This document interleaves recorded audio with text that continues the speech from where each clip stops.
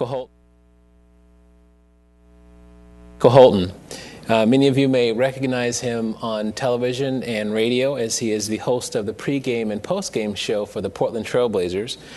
And he also does in-game commentary on the radio, so he's actually very busy.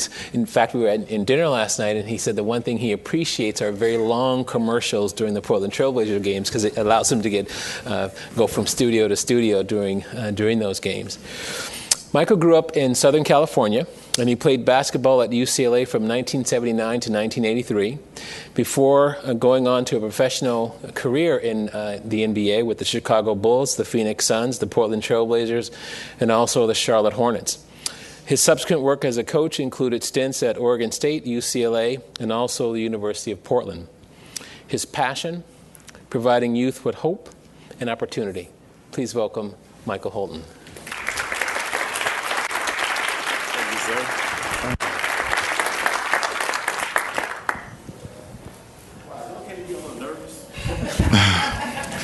Because, when I hear myself get introduced, I'm not sure I know that person.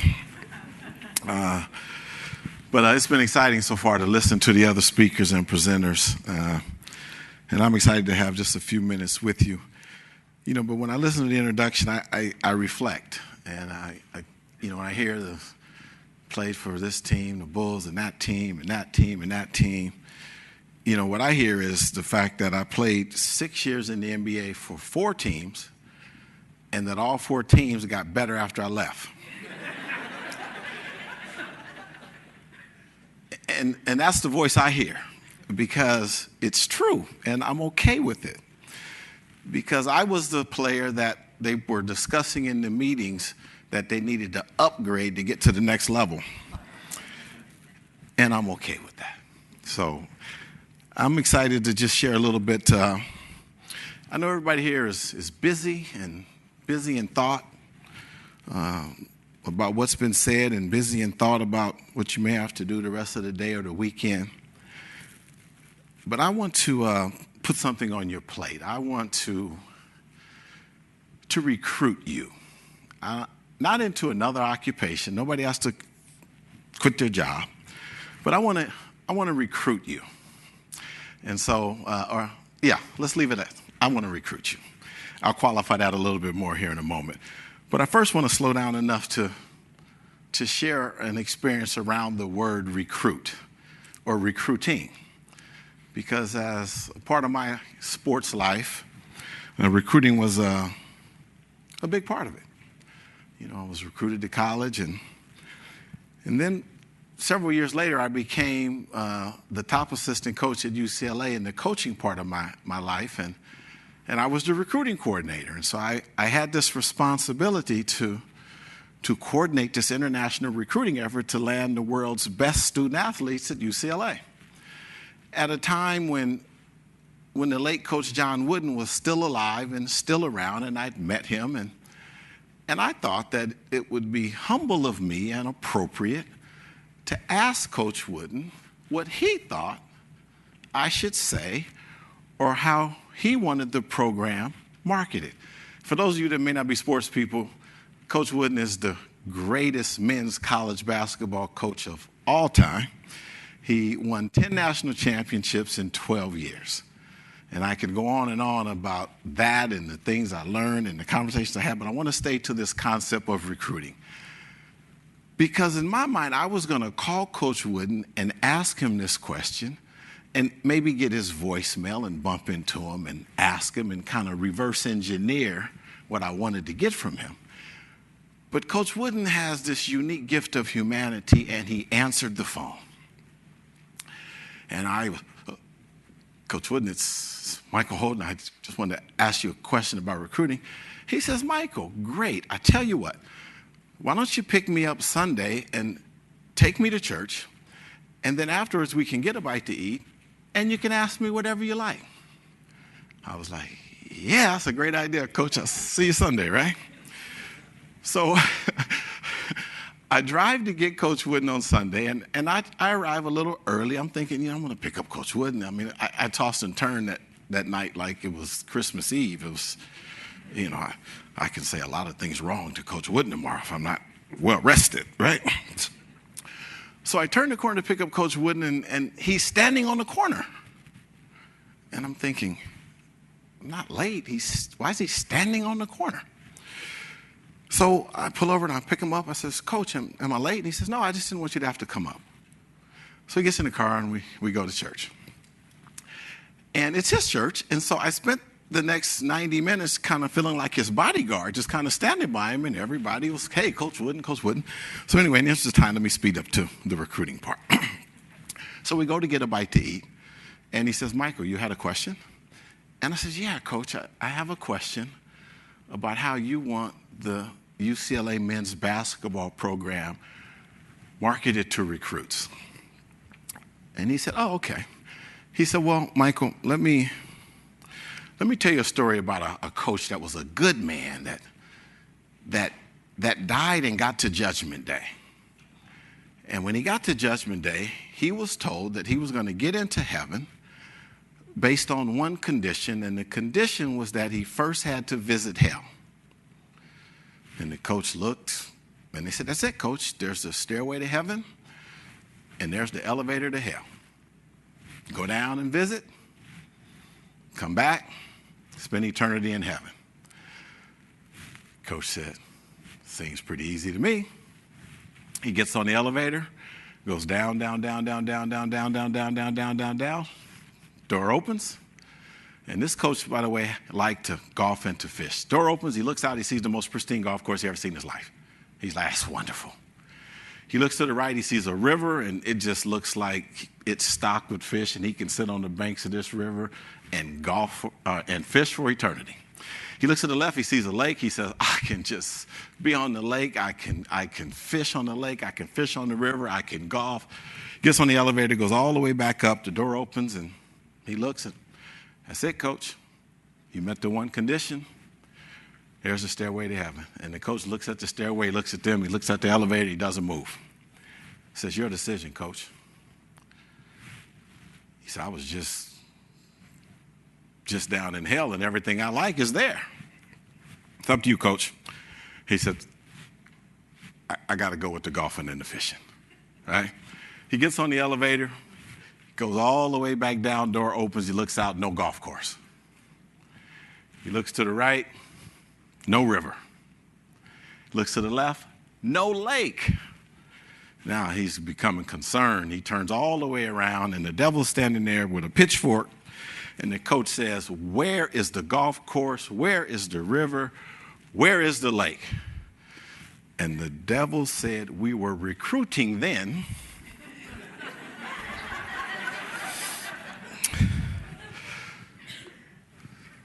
So I'm not saying that's the kind of recruiting I'm getting ready to do, but I just kind of wanted to qualify my remarks today.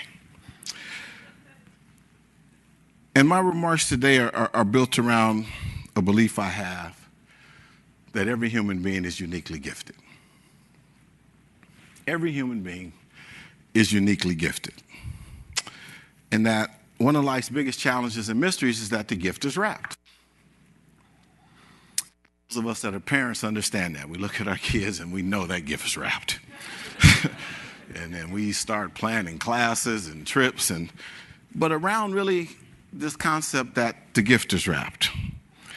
And so when I hear that introduction and I think about my life and I reflect back, and why I say I'm recruiting today is because I look at my childhood and I look at how my gift was wrapped. Whether you want to label it poverty, whether you want to label it underserved community, or parents divorced when I was 9. I mean, you can look at it a lot of ways. But those circumstances weren't really supposed to project the outcomes that I've experienced in my life. And so when I think of that with an attitude of gratitude, I kind of think about why? What happened? And I remember when my parents divorced when I was 9 years old, and my mom coming home saying that the court had awarded me to her. And at 9 years old, I didn't really know what getting awarded to your mom meant. I knew she was happy, and I knew I wasn't going to ask her. couple of days later, walking to school, I realized what it meant is that Dad wasn't going to be home. And the way that my mind processed that is that I needed a job to meet my primary needs if Dad wasn't going to be providing, and we weren't that traditional family. And so walking to school, I walked into the dry cleaners and I asked a young woman, Miss Johnson, for a job as a 9-year-old. And Miss Johnson said, sure, stop by on your way to school, go down to the corner and give me a newspaper and a donut and I'll give you some change. And I was like, that's cool, right? And my mind figured out that if the policeman that was walking us across the street also got a newspaper, and I put my dime in the machine, and we both got a paper, then next time he put his dime in the machine, I get an extra dime twice a week. And so that was how my mind responded to meeting primary needs under those circumstances. And then I walked down the other side of the street, and Mr. Friday was opening up a beauty supply store, and I walked in and I asked him for a job. And he said, stop by after school, dust off the shelves, I'll give you some change. And sometimes he would send me down the street to get a hot dog for the both of us, and I had 2 jobs. And so when I heard the earlier speaker talk about stranger danger, I realized we lived in a world then where that didn't exist. And so I had these 2 jobs, getting a little change, and that change got me a bag of candy after school, which made me a little bit cooler, which all seemed to work for me, right? And the reason I go down memory lane and I share that story is because during those experiences with Mrs. Johnson and Mr. Friday, I watched them own and operate a business. And they both told me that I could also. And 10 years ago, I became a business owner. And it's emotional because I wish I could thank them for what they did for me. So because I can't thank Mr. Friday or Mrs. Johnson today, you are my Mrs. Johnson and Mr. Friday.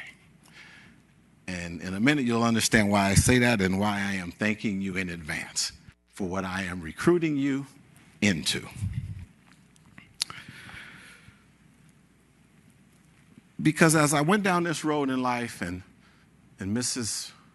Johnson and Mr. Friday helped unwrap my gift and helped me to see that I could produce and could perform and could provide if a 9-year-old getting a little change is providing.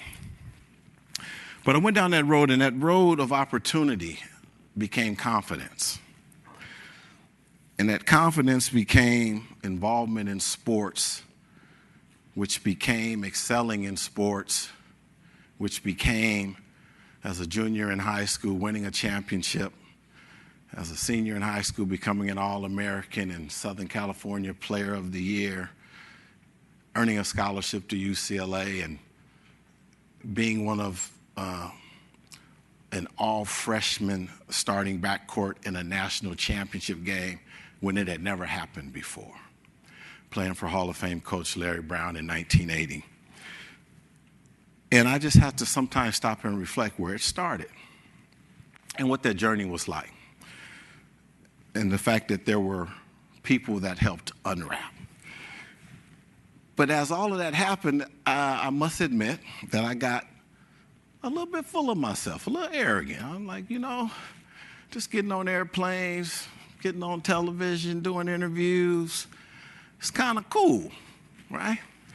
And so my mother noticed this in me, and she said to me one day, I believe shortly after the national title experience, we didn't win it. Actually, we were the first UCLA team to play for and lose a national title game, but I got there, right? So my mom saw this change in me, and she said to me one day, she said,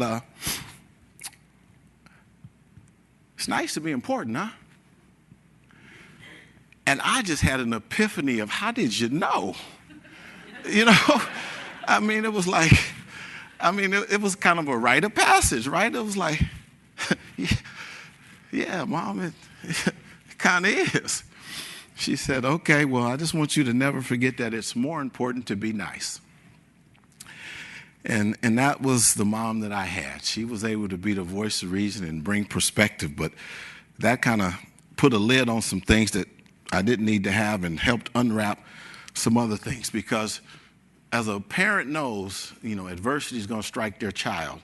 And while I maybe shouldn't use the word adversity, it may be too strong, but at the end of my sophomore year, my college coach that I admired tremendously, Hall of Fame Coach Larry Brown, left us at UCLA like he left every team after 2 years. He's the best two-year coach in America. But he went back to the pros to coach the New Jersey Nets. And Coach Brown meant a lot to me. I would go in his office and talk to him, and he would tell me which button to button on your coat and how to match your belt with your shoes and be careful about this. And he kind of was a father figure. But there was a saying on his desk that I would always look at when I went into his office. And it said that good people do for themselves while great people do for others. And I just always remembered it because he modeled it. And so I know I'm in the presence of greatness because I know everybody here does tremendous things, not just for themselves, but for others, which is kind of what I'm recruiting you to. So I'm building up to something here in these few minutes that I have. I'm softening you up for it. And so Coach Brown left, and the assistant coach became the head coach. And the first thing that the assistant coach did when he became the head coach was decided that Michael Holton wasn't going to be his starting point guard, even though he had started and led the team to a national title appearance in the Final Four. He was going to start his star recruit, and I was going to have to come off the bench. And he made this decision to me like right after his press conference. It was like, it happened in the summer. It wasn't like in practice I lost my job. It was like, hey, this is how it's going to be. So, I still kind of had some residue of this pride and arrogance. So I went back to my mother and I said, Mom, I'm not Coach's guy. And this is not fair. And I think I need to find another school. I mean, this is just, I just don't know how I could face this. To which my mother said, this is going to be a short conversation and you've already talked.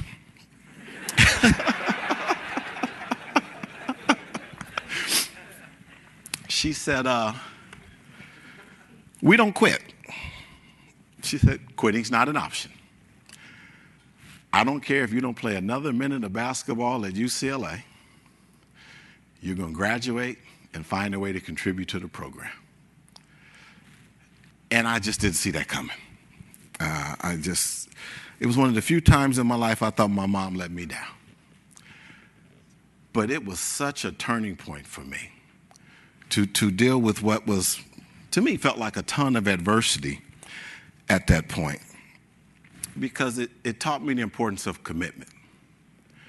And it taught me that I was more than a basketball player, that I was a person that played basketball that also had other skills and tools that needed to be unpacked and developed, and I became more receptive to people helping unwrap those gifts. Where if basketball would have continued on this linear path, I don't know how that would have turned out, and I'm sure I would have missed the miracle of some of the development and the unwrapping of some of my other gifts. And so the next 2 years, I take this part-time starter role. If somebody got hurt, I started, but I came off the bench. And so for my college career, I never averaged more than 8 points a game, right? And I blame this coach for costing me millions of dollars, right? I'm like, I was supposed to be the guy, right? But I wasn't. I was supposed to be the 8-point-a-game guy. And as I learned more about that as my future unfolded, because when I was drafted into the NBA, I got cut. I didn't make the team. And I was like, oh, no, I'm crying. Oh, gosh, I didn't make it. This is my lifetime dream. And then, I thought of the lessons learned, and I said, well, I don't have to quit. That's just one of 23 teams. Let me see how I can try out for the other 22. So I come back, and I make the Phoenix Suns because Walter Davis tears up his knee. And then I end up, I think I got time to ease this story in. If you're a sports person, if not, bear with me. I just think it's funny, right? So I think I'm getting ready to get cut. And I made a deal with my agent that if I get cut a second season, it's game over. I mean, I can't be the guy that chases basketball 7 or 8 years and people keep telling me you're not good enough, right? So I made this deal with my agent reluctantly that if I didn't make this team, the Phoenix Suns, that, okay, we would close the door. I'd go back, finish up my degree, and go on with my life. And so we're playing the Los Angeles Lakers in the Forum. I'm from Southern California. I get all these extra tickets from my teammates, from my family. And in my mind, I'm going to put on an NBA uniform in front of my family, and then the team's going to cut me tomorrow. But that was going to be my highlight, and I was going to hold on to it. So I'm sitting on the bench, and the game starts, and Walter Davis tears his ACL. And I just think the coach is going to put the next guy in because he's the 13th pick in the draft, and I'm just kind of this disposable guy that's probably going to get cut tomorrow morning. And he puts me in the game, Holton. And I'm like, so I turn, I'm so excited. My family's in the stands, and it's like slow motion in a movie, right? I go to the scorer's table, and I remembered how cool the guys are when they snatch their jackets off. So I was like, you know, you toss it to the ball boy, right? It's like, it's a way you do that. And so I do that, and I'm like, okay, I'm going to go in. This is my one chance to play in front of my family, to play in the NBA. And I turn around, I'm like, I got to guard Magic Johnson. And I got so nervous when I thought that I ran onto the court and I still had the bottom of my sweats on. And the referee was kind of like, can't play in those, right? So I snatched those off in slow motion, right? And so I run out. And I had played pickup basketball against the Lakers at UCLA. And so Magic, I don't think, had much respect for me or my game, or it was exhibition season and he wasn't playing hard. But for whatever reason, he wasn't guarding me. And so I scored 17 points and 7 assists. And I was like, man, they can cut me now if they want to. They can't take this from me, right? And so the next morning, and back then we flew commercial, wasn't like today. The assistant coach comes to me in the airport and he says, hey, Mike, I don't want you to get too excited. I don't want you to get ahead of yourself. But we're going to start you tonight against Seattle. And I started 59 straight games for the Phoenix Suns, right? And I'm sure I was just one meeting away from them. But I was ready. And so, but then Walter got healthy and the guys came back and I sat down and then they waved me at the end of the year. And that kept happening. It took each team about 1.25 years to realize I wasn't the right fit, right? But the next year I played with the Chicago Bulls. And I got to hurry up, I'm going to run out of time. Because Michael Jordan hurt the bone in his foot, so I think players look at me like when I come around, somebody gets hurt, right? And I looked at it like, hey, whatever it takes, right? So Michael, it's his second year. He's supposed to not play. They said, you're our future. Shut it down. We're not going to the playoffs. And so they go to the CBA, the semi-pro league, and they sign me to a 10-day contract. And so I had to leave my wife down in Sarasota, Florida, because I said I might be back in 10 days. I mean, I can't bring you, and the team's on the road. And so I fly. The general manager of the Chicago Bulls, Jerry Krause, comes in the locker room of my semi-pro game. I'm sorry, I get excited about this. And he says, are you ready to rejoin the NBA? I said, yeah. So I signed this 10-day contract, which is really funny being a renter player, right? You sign, I'm like, I think it's a good deal, right? I'm not going to read it. I mean, it is what it is, right? So I fly to Philadelphia, and I check in the hotel, and the note says the bus leaves at 5 o'clock to go to the game. So I get down on the bus, and I'm like, this is really strange. We're like 58, 59 games into an NBA season, and I'm just going to get on the bus and be a Chicago Bull, right? And so I got to the arena. I'm like, I don't even know if my uniform's going to have my name on the back. Is it going to say rent-a-player? I mean, what? And so I'm sitting in the locker room trying to just stay out of the way and be invisible, and the coach says to me, right before he finishes his talk, oh, by the way, we got another player, Michael Holton, and hey, Michael, I'll play you tonight if you tell us a CBA story. Because guys in the NBA, they kind of joke about the semi-pro league, right? And I said, sure, coach. In the CBA, we get $17 a day per diem, and if you get a meal on the plane, you have to give money back. And so And so he played me 21 minutes, right? I was like, this is really cool, right?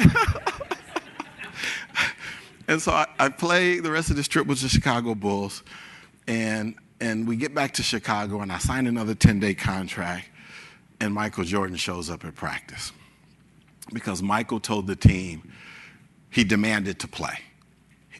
And he basically said to me the first time I met him, we don't need you. I'm back. And I was thinking of my wife down in Sarasota, Florida, and I was looking at Michael Jordan, and I was thinking about my wife, and I was looking at Michael Jordan, and I said, I'm going to have to do this to Mike. I got to have this job, right? Now, this is not the championship Mike. It's the pre-championship Mike, but it's still Air Jordan Mike, and he's pretty good, right? And I'm still the 8-point-a-game college dude, right? So I pushed Mike and bump and grind, and they kept me on the team, and they deactivated another player, and Mike played. And so now we're teammates for the next 31 games, right? And so I know I'm going to run out of time. And so Mike says, hey, you know what? We've been really going at it for the last 20 days. Man, why don't you come by the house to shoot a game of pool, man? We're going to be teammates, right? So, okay. So I go by Mike's townhouse, and we shoot a game of pool. And I win, and I'm playing another game, and I win. And I said, hey, man, my wife's at the hotel. Go have dinner, right? And he's like, no. Wait a minute. So he goes in the back. He comes back with 2 pair of Air Jordan shoes and a sweatsuit, and he puts it on the table. He says, let's play again. These weren't in my remarks. But anyway, so we play again, and I win. So he goes in the back. He comes back, and he puts 2 watches on top of the other stuff and said, let's play again. So now it's getting a little weird, right? So we play, and I lose. So I was like, yeah, go have dinner with my wife, right? But I'm kind of like, is that my gear, or did I just lose it? Right? And so I said, what about the gear, man? What about the gear, Mike? He said, go ahead and take it. So I took the gear, and for the next kind of couple years, I was just thinking in my mind as Mike started winning championships, what was the gear with the pool game all about, right? And I realized he's so competitive that he didn't want me as a new player to be able to go to practice the next day and say I beat him. Has nothing to do with my remarks, but I went off on that tangent. Now I got to hurry up and come back, right? So back to this gift thing. You know, I'm trying to recruit you guys into the gift unwrap business. And, you know, because every human being is uniquely gifted. And if the challenge that the gift is wrapped, how do gifts get unwrapped? Because gifts don't unwrap themselves. I can put the most beautifully wrapped gift in the world right here on the table and come back a year from now and be sitting right here on the table. So if gifts don't unwrap themselves, how do they get unwrapped? Well, they get unwrapped by parents, teachers, pastors, coaches, so on and so forth, by the Miss Johnsons of the world and the Mr. Fridays of the world and all of us, right? So I also believe that one of the greatest gifts that one human being can give another is the gift of encouragement. Because right now, if I ask you to make a quick list right on a piece of paper and pass it down the aisle of the top 2 or 3 people that have encouraged you in life, you could do it without hesitation. It wouldn't take you you wouldn't need a second thought. Oh, it was my 6th grade piano teacher. Oh, it was. And so just think about that for a second.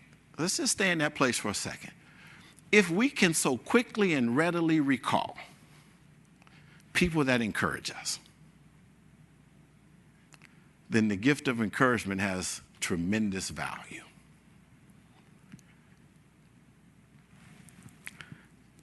And if that is a true statement, and I believe it to be true, I think we should become willing to do something about it, or become willing to do more about it. You know, I'm the type of person that goes through life as a sponge, and I kind of listen and I learn and I hear things. And, you know, this morning, first of all, biophilia.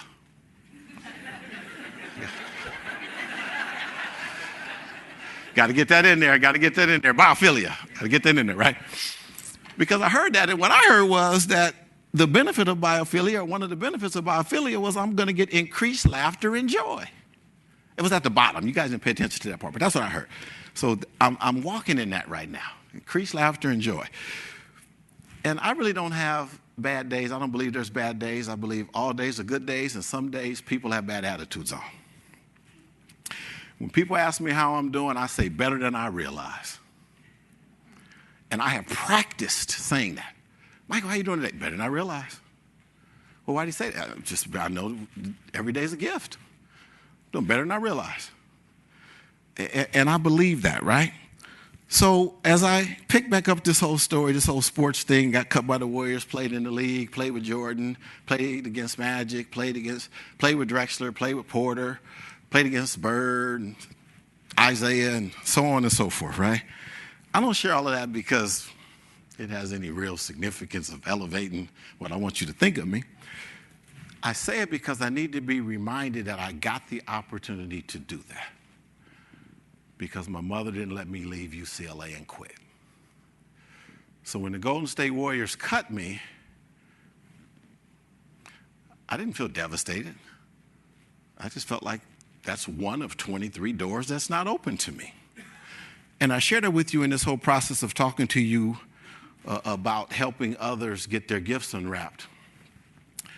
Because something Coach Wooden modeled for me was he had a spirit of availability. When I called him, he answered the phone. And not only did he answer the phone, he cleared his calendar and let me take him to church before he let me ask him a question. And I refer to that as the gift of humanity. And every single day of my life, I try to grow in that area. Because 10 years ago, when I became a business owner, and I attribute a lot of it to Mr. Friday and Miss Johnson and many others, I also started this part-time seasonal job of doing this television thing with the Blazers, and then I started this basketball academy free of charge to youth in East County where we feed them breakfast and lunch and teach them respect, discipline, and commitment to help unwrap their gifts. And I noticed during the course of that process of doing those things, people would start to say to me things like, I was going to call you, but I know you're busy. You know, I thought about it, and it bothered me. And I finally got up enough courage to say, have I ever said to you I'm busy? They said, no, well then don't say it to me. You are an important part of my busy life. What can I do for you? Right? And I say that because we all are busy. And we get busy in our thought process. And I heard something last night at the dinner that was amazing to me, and I believe it was Dr. John Hunter.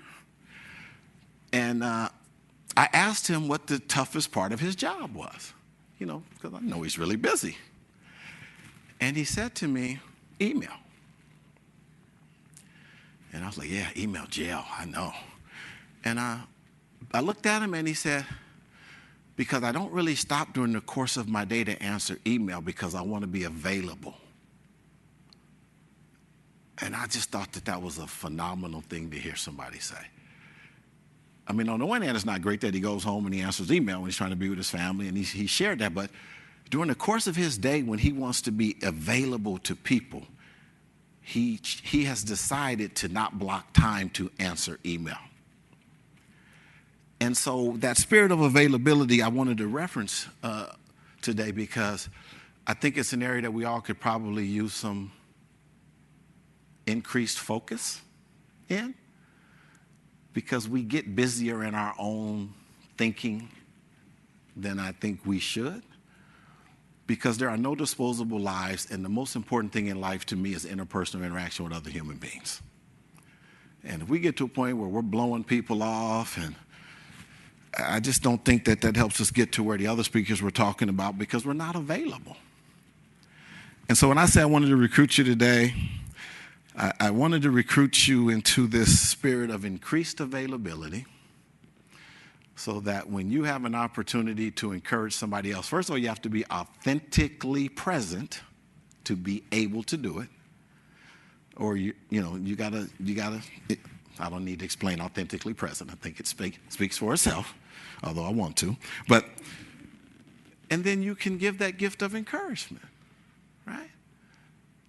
And if you give it and they receive it and then they give it and then they give it, I think the world becomes a better place. And right now the world can use a little bit of help in that direction. So I want to deputize you all to do that. And here's what I'm going to say before I finish in that effort. I'm going to formalize this offer. The job of unwrapping the gifts of other human beings is taking applications. And you all are pre-approved. So all you have to do is turn the meter a little bit in terms of your spirit of availability. That's it. That is the whole pitch. The job of helping other human beings get their gifts unwrapped is taking applications, and you're pre-approved, and all you have to do is turn the needle just a little bit. And the last thing I'm going to say is if 5 people that you know that consider you a friend, if 5 people that know you that consider you a friend wrote a list of 5 people that had encouraged them and helped unwrap their gift, would you be on it?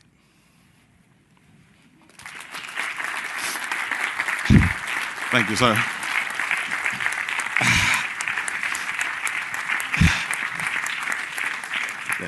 Thank you, Michael. That was very inspiring, and now I will focus on my recruitment as well. What we're going to do now is going to shift gears, and we're going to move to our panel discussion. Jonathan Nicholas, who will be our moderator. Jonathan's been a colleague of mine at Moda for the past 10 years. And he may be familiar to many of you because he worked at the Oregonian for more than 20 years. And during that time, he spent a lot of time, what he actually calls giving unsolicited advice to executives. And actually, he continues to do that. I'll bring to the stage Jonathan Nicholas. Thank you.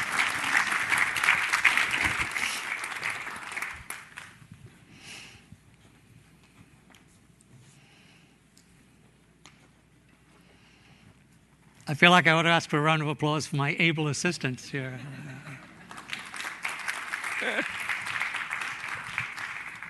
Got it.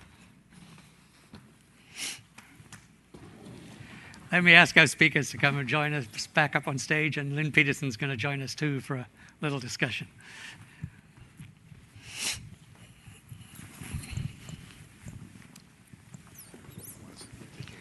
No, anyway's good. Thank you. We'll put Lynn in the middle, I think. Ooh, it's bright. So, I'm delighted to welcome back to the stage our 3 guest speakers that you heard from this morning, and I'm delighted that Lynn has joined us.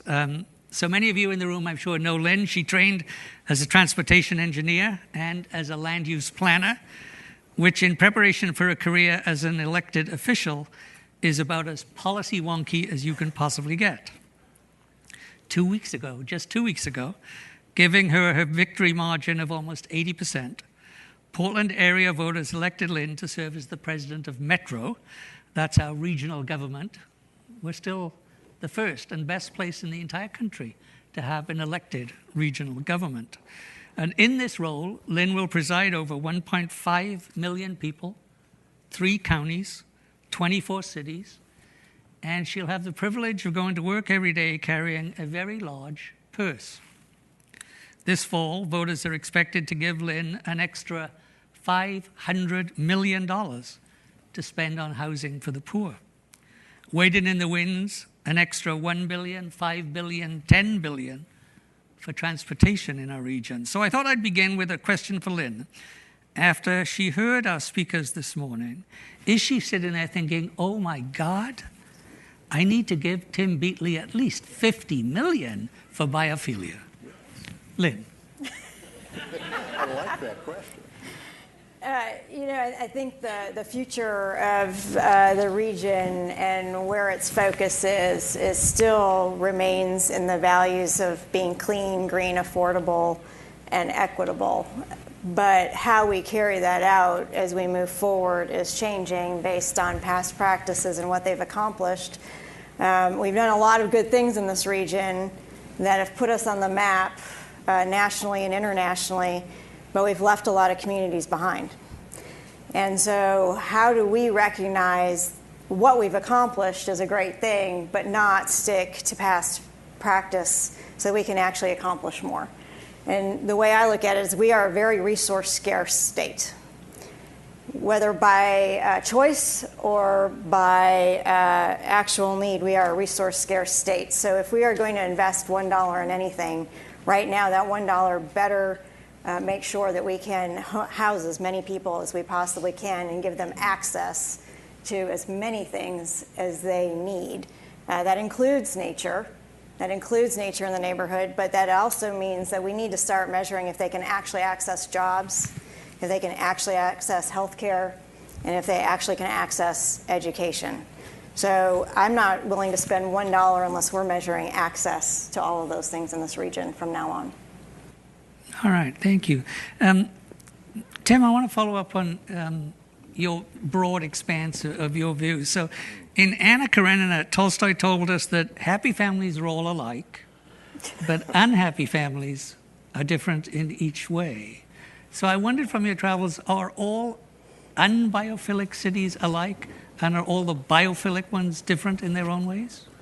Well, I think all cities are different in many ways, probably. And we get this sort of question: is there one model, one vision of a biophilic city? And I've shown a few examples from different places, and the opportunities will be different.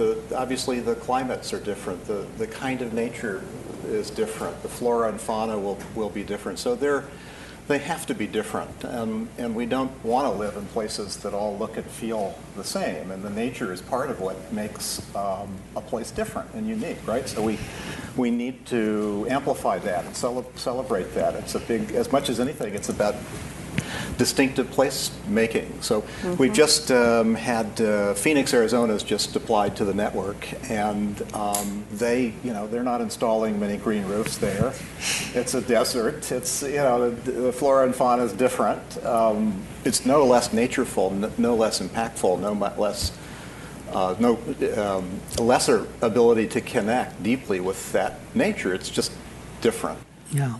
So maybe there's a common sensibility. There's an appreciation for the power of nature, the importance of that connection to nature. The biophilia, the basic premise of biophilia, I would say it's a human nature premise. So I think that's probably consistent. But the way it manifests and the way it expresses itself has to be different from city to city. And Rich, let me ask you, you've traveled now all across the country and now internationally. Do you feel that parents are concerned about their children and their relationship with nature in the same way everywhere? Is it a universal need? Well, I haven't been everywhere, so I can't really answer that fully. I think that by definition, biophilia, as E.O. Wilson defined it, is in our DNA, that we're hardwired, all of us, to have that affiliation. So in that sense, we're all human beings, and we are all hardwired to have an attraction to, as Tim said, certain kinds of landscapes attract everybody. And there was a study of that, and they found that the savanna was the landscape that attracted. No matter where you lived, you were attracted to that. And where did we come from? Originally. So in that sense, I think it's alike. There are differences. When I was in China, I found that parents were even more scared about their kids' safety than in the United States, which surprised me. And there are some specific reasons for that are different from ours. One of them is the one-child policy that changed to 2 kids when I was in the airplane going over to China. I spent several weeks there speaking. So that surprised me that there was a difference there. I think there are similarities in the types of cities. In China, the major cities there went through a similar period as the major cities in Brazil, where also was there, where they launched a nationwide campaign to connect kids to nature. In both cities, I mean, I had no idea the cities of Brazil were that big. You know, my typical American ignorance of other countries. And in both cities, decades had gone by in both countries, in which people had piled into the cities. In China, Shenzhen, where I spoke, 30 years ago, that was a little fishing village, basically. Now it's more than 15 million people, I think. It's amazing. That happened in just a number of decades. But both countries, at least in my interpretation of what I learned there, are now reaching the point where parents are remembering their grandparents' stories and great-grandparents' stories of what it was like to be in nature. For decades, they have perceived nature as poverty. They've associated nature as poverty. They don't want to go back there. But now that's changing. Now they're realizing there is a kind of vacancy in them. And they're learning more about the research, about the connection to health and cognitive function and all that. And they want what's best for their kids. So now there's a new interest in connecting to nature. So they have to do it in the cities rather than head out of the city for the most part. But that's the same arc that the United States is following in a sense. We're remembering. It's an issue of generational memory. And while it's not guaranteed, we'll still remember. I think it's more likely now. So Lynn, can I ask you, did you grow up going down to the creek and fishing for crawdads, or did your mother lecture you on stranger danger and keep you indoors? No, I mean, I grew up in Madison, Wisconsin, small university town in the Midwest, right? And I don't know how many of you had the helping hands in the window. That was in the 70s. So it was the beginning of that, and Latchkey Kids, and I was part of that, having lost keys on the way home from school. But I was in charge of getting my sister to school and back, starting in elementary school. So we were pretty much on our own most of the day, and there was very little danger discussion. But the amount of access that we had to parks in Madison was huge, because there was at that moment, maybe not today in Wisconsin, from the state level down, education and kids were the most important thing in the culture of that state. And you can still see the investments that have been made through time in both education and parks. So it was about the kids, and it was always about the kids. It's a little less now. Yeah, it's certainly a lot less about the kids now, sometimes it seems. Jim, let me try and bring you into the discussion. That was a very powerful opening to your talk this morning. I thought that image of you sitting there in the dark room staring at the CAT scans of anonymous innards was one of the saddest stories I've heard in years. Welcome to my world. 10 years of education, that's what you do. So, but it did get me thinking. So, this is Jim's life, I know. But you showed us that health doesn't start in the doctor's office. It starts in the homes, in the schools, in the workplaces, in the neighborhoods, and in the communities. And you called on us, everyone in healthcare has to break out of these silos, and we have to collaborate in cooperative care, I think is the phrase. But then we read that by some estimates today, as many as 50% of our primary care doctors are ready to quit. They just can't take it anymore. They're tired of seeing patients in 6-minute increments. They're tired of filling out forms. They're tired of meeting quality metrics with the states and with the feds, and they're just done with it. So in your world that you're helping to create here, that you're envisaging of community-governed care, what does the primary doc look like in that world? Is there still a primary care doc? Yeah, so we are seeing a big shift in the way medicine is practiced, especially in the primary care setting. I referenced it a little bit in my talk, and we really are seeing this movement towards team-based approaches to care, where now if you go to the clinic, might not be that you see the doctor, but maybe you see a behaviorist that can help you with your behavioral issues, or maybe you see a clinical pharmacist that can help you manage your medications, or a physical therapists that can help you with some ailments. So I really see us moving more towards this team-based approach to care.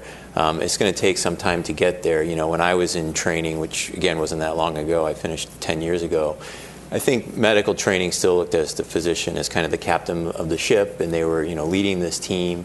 And there wasn't really this approach to teaching physicians how to work with other healthcare professionals in a clinic setting, but I know that is changing. And you know, in our work at Moda, when we go out and meet with our delivery system partners, I mean, we're seeing that on the front lines now, and we're having to adopt and change the way we actually pay for healthcare. So we have, you know, whole new models of paying for care, moving away from the fee-for-service system, around moving away from just paying for a 15-minute office visit to paying, you know, more population-based type payments to support that team, to support things that can't necessarily be billed for with a CPT code. So I think team-based approach to care is where it's going.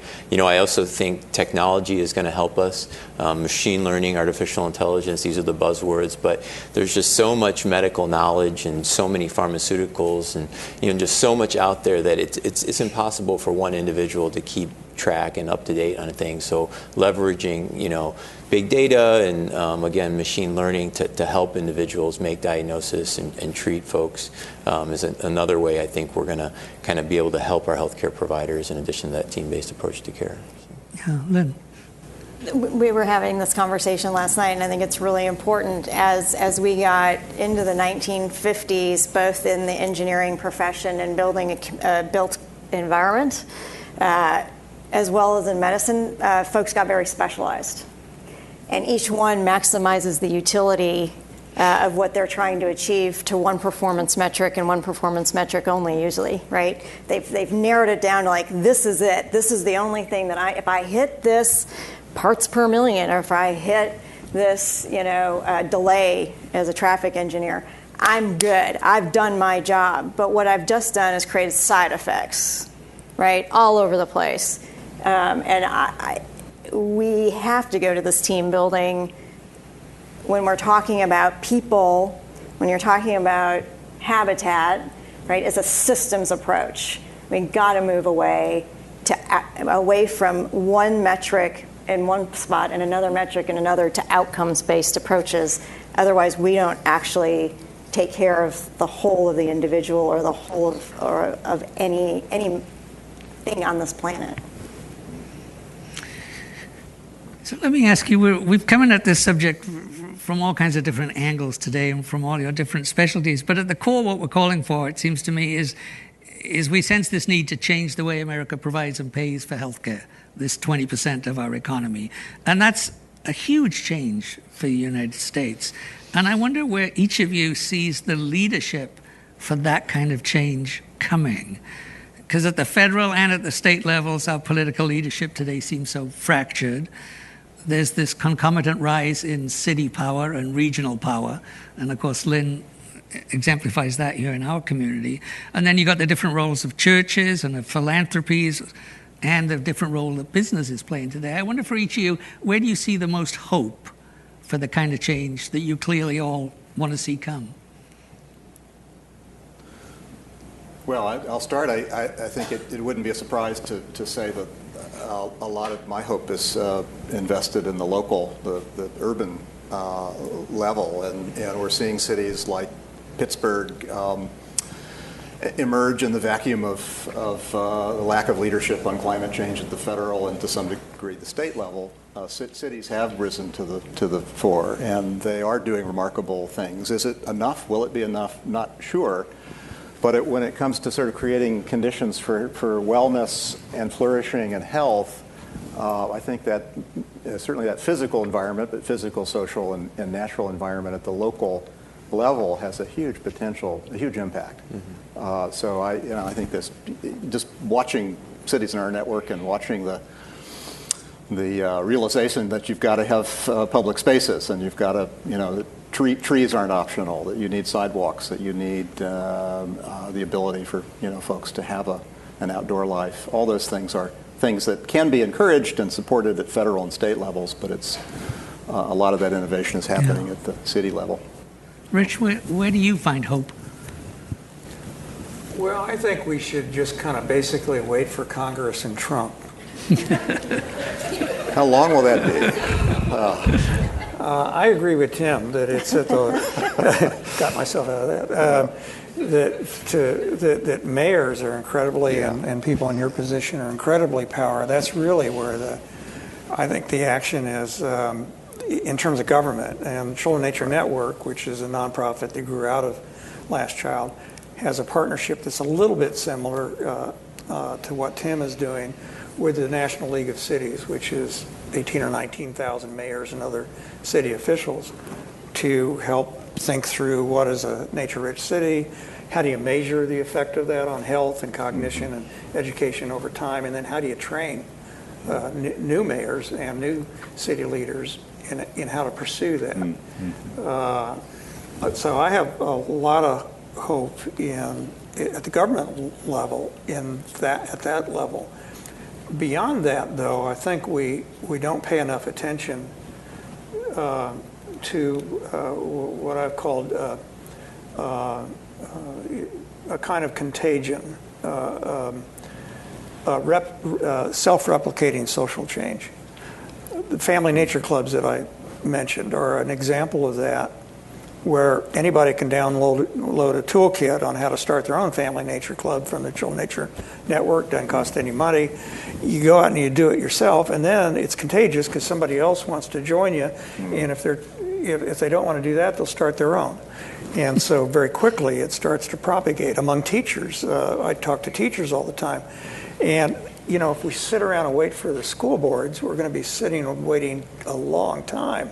They claim that they make evidence-based decisions.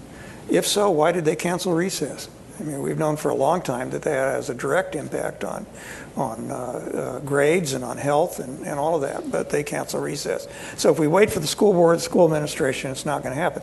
I believe in those teachers. We need to honor the teachers who are already getting their kids outside, and I meet them all the time, and they say they're going to keep doing that with their students, and I don't care what the principal or the superintendent says. And one of the problems with that group, they come up to me after speeches, and almost always they feel alone. Maybe there's one or two other teachers in the school that feel the way they do. And it's usually not the environmental education teacher.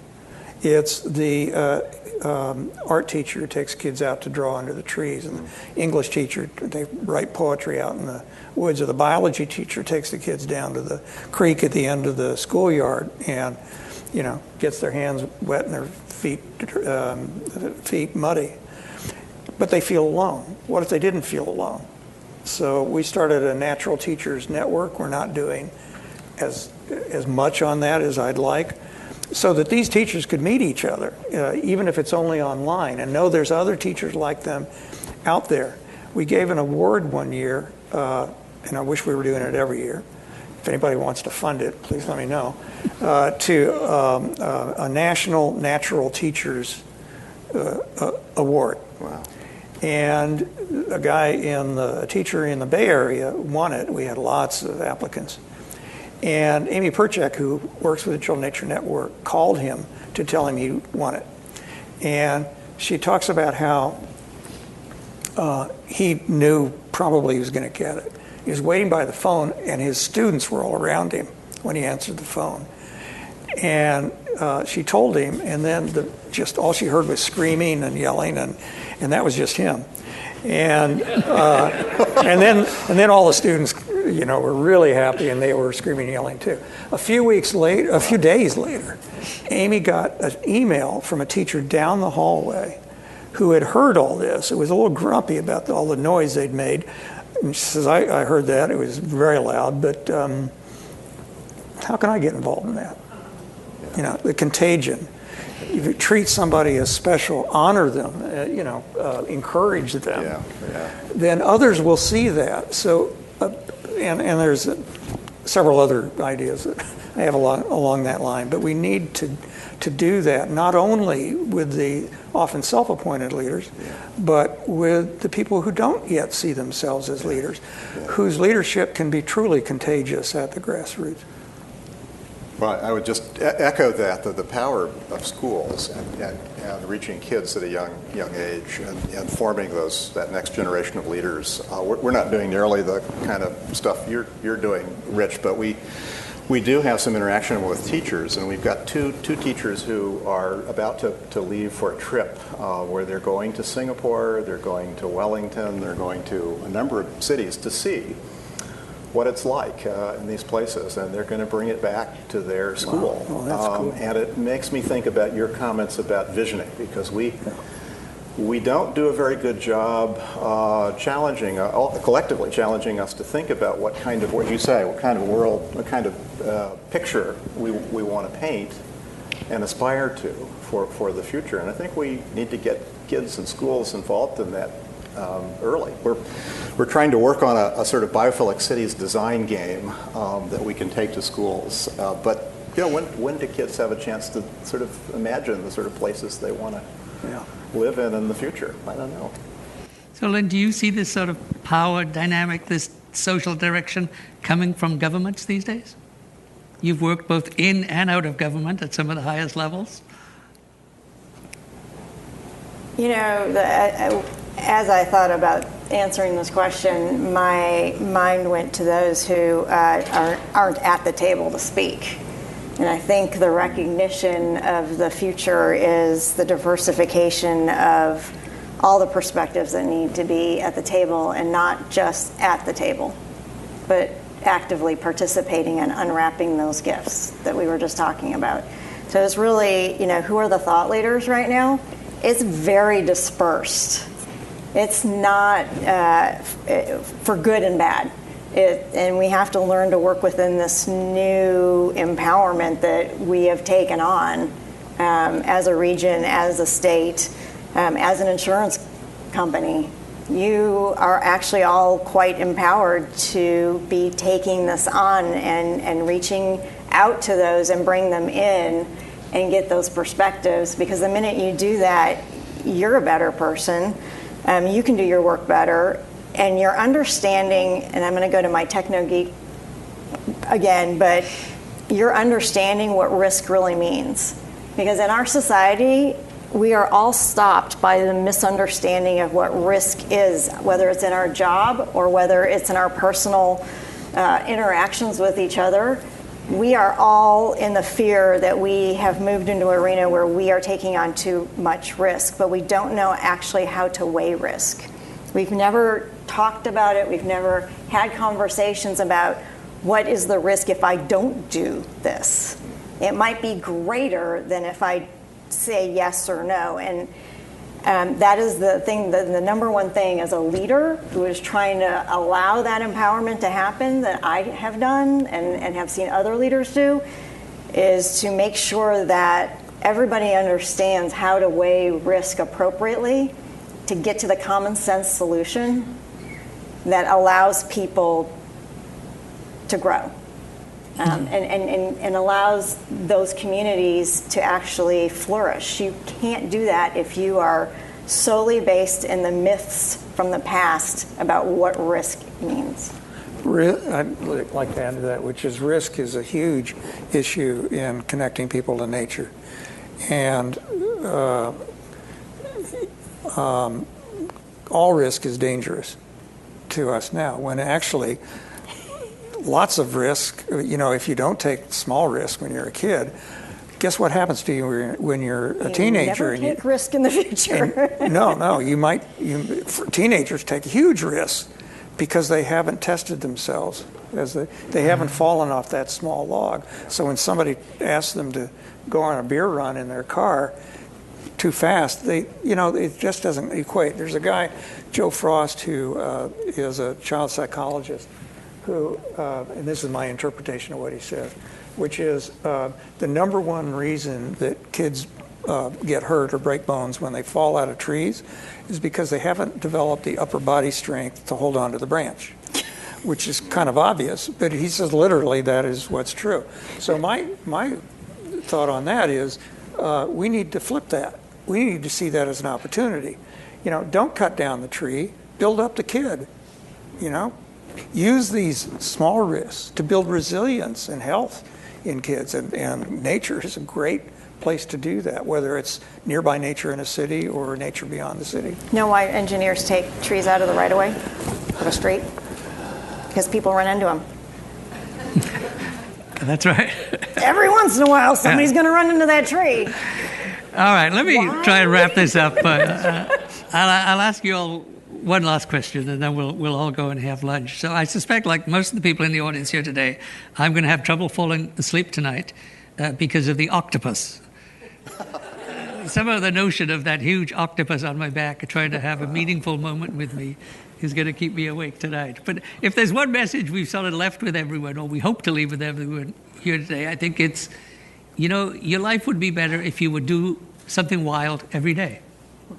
So I want to ask each of you just some personal note. I mean, what's the most enjoyable way that you encounter the wild in your daily life? Wow.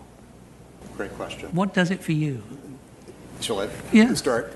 It's funny you say that. There's a campaign actually right now in the UK Wildlife Trust is doing this. They've done it a couple of years. 30 days of wild. 30 days of wildness. You're supposed to do one random act of wildness every day for 30 days, and you commit to what you're going to do. Yeah. I think I'd go back to my listening to the sounds around me, and listening for my friends, the wood thrush, that takes me to another place and calms me and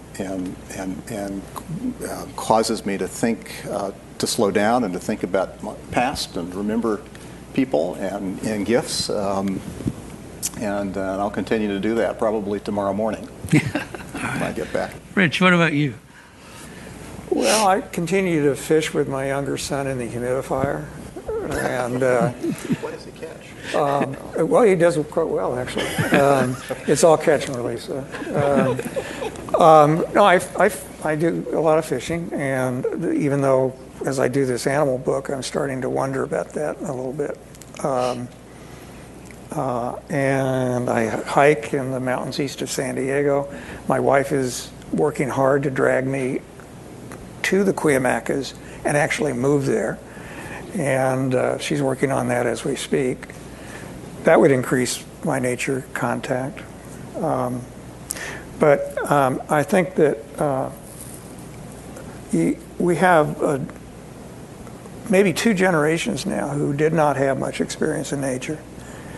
And when you ask that question to them, they often don't know what to say.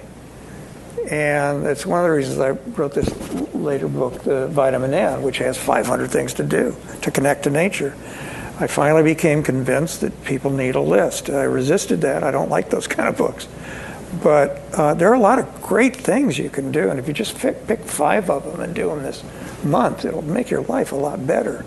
I just don't think it's going to happen out of nostalgia or by accident anymore for most people. It has to be intentional. And before we're done, I have a couple of kind of challenges I'd like to pose to the Portland region. Lynn, where do you go to be wild? I have 3 Malamutes. We're part of a pack, but I would the best example I would give is that from the minute it stops raining in Portland to the minute it starts raining again, my husband and I sleep outside every night. It's just something that we do, and we live on Tryon Creek State Park, so we hear the owls calling to each other all night. We get a lot of bug bites, but you learn to live with it. But that's really what we've committed to, because every minute I'm inside, I feel a little bit of my soul's taken away. And so this is a way to replenish it during the evening. So, yeah. That's a lovely story. Jim, you've now got to go home and tell your wife you're going to sleep outside today. Yeah, not in the dark, not in the dark room. We are, my little refuge. So last summer I built my kids a treehouse, and hearing about biophilia, it's amazing to me now. I can see why the treehouse has become kind of a big part of our life. Like I'll come home, and I'll ask my wife, "Where are Jameson and Caroline?" And they're up in the treehouse. Like, oh, what are they doing? They're just reading, and they're just hanging out there up in this treehouse reading. And I'll go up there and hang out with them, and read too. And so on a daily basis, that's kind of our thing, is to go hang out in the treehouse. And then this Saturday night, we're going to sleep out up there. So it'll be fun. Thank you. Well, Rich, go ahead. Give us a benediction and send us to lunch. Yeah, it was a nice octopus, but it was a friendly octopus. Well, I think we need some charismatic ideas. We need more of those that capture people's imagination rather than just, and I do my share of preaching to people about connecting to nature. And again, it doesn't happen accidentally. And here are three of them. We need a career guide to connecting people to nature. Right now, I meet all kinds of college students who decide to change their major to something related to connecting kids to nature or families to nature, but they don't know what jobs exist. They don't know what programs are out there and what universities that they could go to pursue that. I meet professors who say they get the same question now from college students, and they don't have something to hand them. So we need that, and I've got a lot of ideas about how we could pursue that. The second thing is, and this is three of many ideas, the second thing is, and this is where I think Portland could lead the way. We need to reframe social capital. Why is it when we talk about social capital, we only talk about one species? You know, the lizards in my backyard that I watch when I'm working, they're out there, and I love their fence lizards, and they're out there doing their push-ups, you know. There's more posturing in my backyard than there is in the U.S. Congress. And they make me laugh. That's good for my health. You know? They're part of my social capital. I don't think they realize that, but they're but they're part of my social capital. So in doing that, both animals and plants, particularly in cities, particularly in the neighborhoods where kids and their families have the least access to nature, we essentially need to terraform where we live, work, learn, and play, which is why biophilic cities is so important, and Tim's work is so important. But people need something they can actually do. They can't wait for the architects or the city planners. So my wife and I got to know Doug Tallamy. You know Doug? Oh, yeah. He wrote a great book that I promote more than he does because he's shy and modest. And so his book is called Bringing Nature Home. And he looked at biodiversity and said, if we really want to do something about biodiversity, we'll change our yards and plant native species, which correspond to the evolutionary history of that bioregion that you're in. And my wife and I decided to change our backyard to native species, including those fence lizards. We had a hard time finding out what species of plants were appropriate for our yard that were native and pollinating plants and all of that. We did it, and it's a beautiful yard, and the great news, I'll never have to mow again.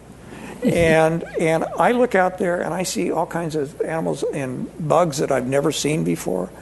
And that's feeding the food chain, helping biodiversity where I live. What if it wasn't just my yard? What if it was the next one and the next one and the next one? Skip a couple.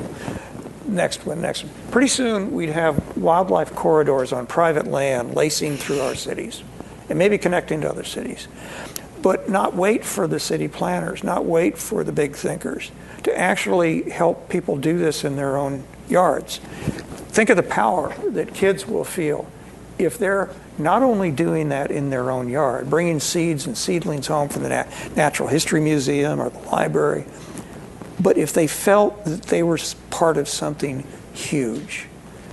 Doug calls it the homegrown national park. I already know that the National Park Service wouldn't like that, believe it or not. So I now call it the worldwide homegrown park. Why think small? What if we had a worldwide homegrown park where people were doing it? And they'd go to the computer and put their pin on the map. My piece of the worldwide homegrown park is right there. And see it spread and be part of something huge. The third idea is, you know, we have the Children's Nature Network has its program with the National League of Cities. Tim has his great program on biophilic cities. I don't think cities should wait for either what you're doing or what I'm doing or what anybody else is doing. What if Portland or the urban region of Portland? Is there a name for the urban region here? The Portland region. Okay, the Portland region. Yeah, it's a little awkward. Pardon me? Yeah. Well, what if Portland or other cities or urban regions in Oregon decided that they're going to be the best city in America for families and nature, period, and pick 5 goals, 10 goals, number of pediatricians prescribing nature, number of new trails, number of native plant yards, number of teachers, whatever, doing this, whatever it is, each city could define its own goals and meet them in 5 years, 2 years, and then hold a big party and give yourself an award as the best city in America for children and for families and nature. And if some other mayor objects to that, that's good. To begin to see this as a competitive thing, and not only in our country, but around the world, to try to outdo ourselves in becoming more biodiverse, in becoming healthier, happier places, and smarter places, because we meet a challenge. Yeah. A little bit of that has happened with the City Nature Challenge that just ended. I don't know where Portland ended up, Mike, on that. San Francisco, who won? I'm forgetting now. Maybe it was Los Angeles. Any friendly competition. This is iNaturalist app on your phone. Go out and take a picture of a flower or a bird or a tree, and it identifies it, helps you identify it, the software. It's really remarkable. And you've got whole groups of people walking through, doing little mini bio-blitzes. Bio-blitzes. All right. On that note, let me invite Dr. Johnson back to the stage, and he'll close us out and take us to lunch. Well, thank you. First of all, I'd like to thank our guests, Rich Louv, Dr. Tim Peterson, Tim Beatley, Lynn Peterson, Dr. Jim Rickards, and also Michael Holton. Please give them a round of applause.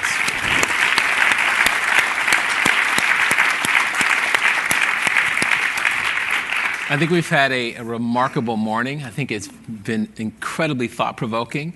I think it allows us to look at nature in a different way. So when you go in your neighborhoods and you pass that green space, or you pass an abandoned parking lot, think about it in a different way, and how can you connect and what can you do to actually have a significant impact on your community, and who you can talk to about ways we can actually do better in our environment. I also found it fascinating how we can connect the social determinants of health, how we were able to think about unwrapping gifts and also recruitment, think about ways that we can make our city a bit more biophilic. This has been remarkable, and it was nice to pause and not talk about healthcare reform, but talk about a sustainable community.